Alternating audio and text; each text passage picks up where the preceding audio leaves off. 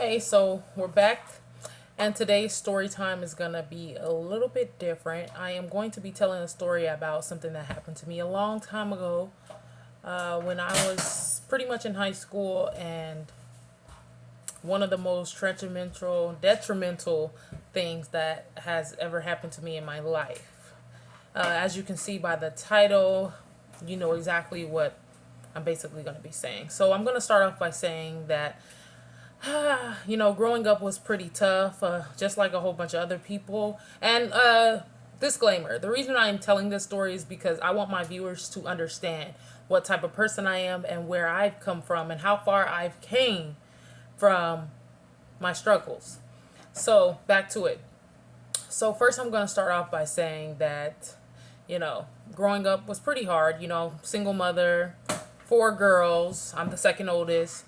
So it was pretty hard for my mom. And not only that, just life itself was hard. But besides that, the story that we've all been waiting for. So, long story short, I met this guy. I'm not going to say exactly where I met him, but I met him online. So, and I was 17. And I was still a virgin. I was one of the scariest people you would ever meet. I didn't hold hands. I didn't kiss. I didn't do anything. It's probably unbelievable, but it's true.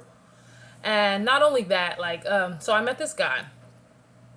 We were talking. He seemed really cool. He was like, he has a good job and he's looking for somebody to hang out with and, blah, blah, blah, the smill or whatever. And I'm like, okay, he seemed like a cool guy. Like, we can hang out. So we continued to talk for a few more days. I met him. We talked for about a few days, and it was a week before we seen each other.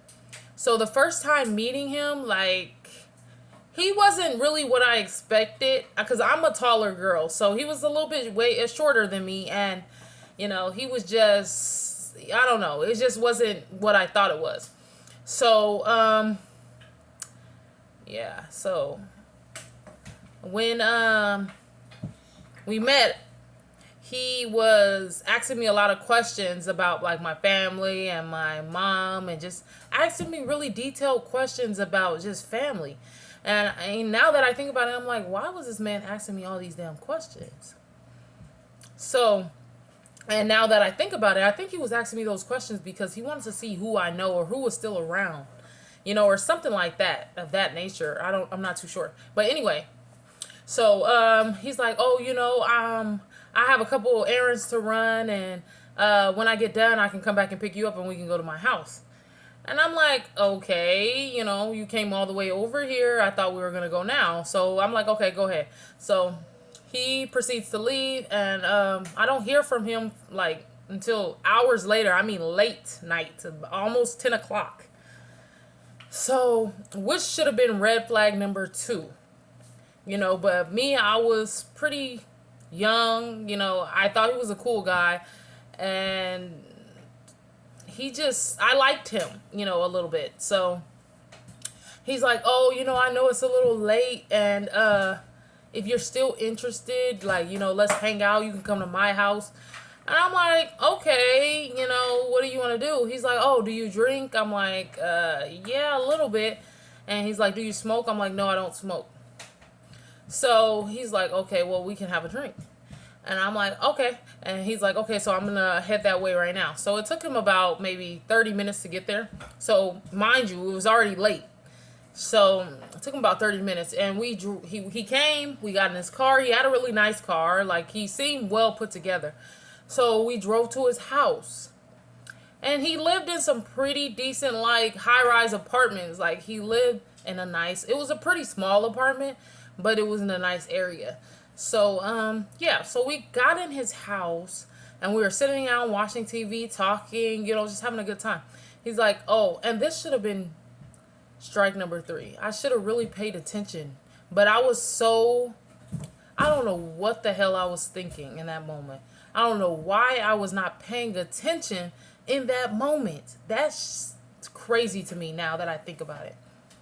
So, man, just thinking about the story, and I'm glad that I'm able to talk about it because for a while, I was not able to talk about this at all. And still, it still gets to me, like, every time I think about it. But, anyways, so he's like, oh, you want a drink? And I'm like, yeah, what do you have? And he's like, oh, I have some Grey Goose. And then he says something else. I'm like, okay, the Grey Goose is fine. He's like, oh, do you want it mixed? Or I'm like, yeah, you can mix it if you have orange juice or whatever juice. So he mixed it. He made the drink. And like I said, red flag number 2. I should have been paying attention to my drink. But I've never had to deal with this with anybody. So that's why I never really paid attention. So I get the drink. I set it on the table. And we continued talking for a couple more minutes. And then I actually took a sip. Okay? I took a sip. Wasn't paying no attention. Took another sip. Next thing you know, I'm in a whole nother room with a man laying on top of me. And I felt like I could not move at all. Like, it was the most craziest thing I've ever been through in my life. And after all this was done, and not only that, I was on my period, which is even worse. I went to the bathroom, and after that, it didn't last long. Like I said, for some reason at that moment, I felt like I couldn't move. But after it happened, like, I was able to move. Like, I went to the bathroom, and he drove me home. I'm telling you, like, from the point that I started drinking that alcohol to where I ended up, I had no clue how it happened.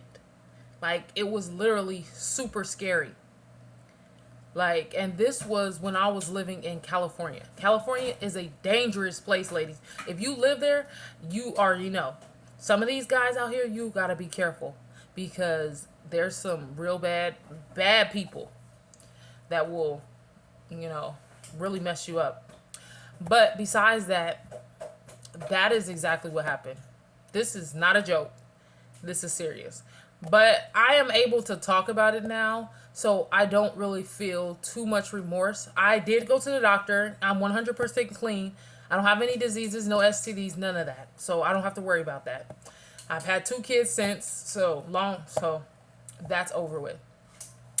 But the reason I want to get on here and share this story is because I want people to be aware, of situations when you're dealing with men that you don't know. Like I said, I only knew this man for a week. You have to be careful who you let in your circle. Because there's some people that don't care at all. And will do whatever they want to do to make themselves happy. Okay?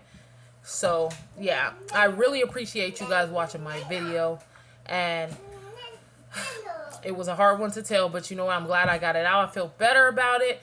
And all I can say is thank you for watching. And please like, comment, and subscribe. If you want any more video suggestions, I have more stories. If you like this video, please let me know. And I will tell another story that I have because I have plenty.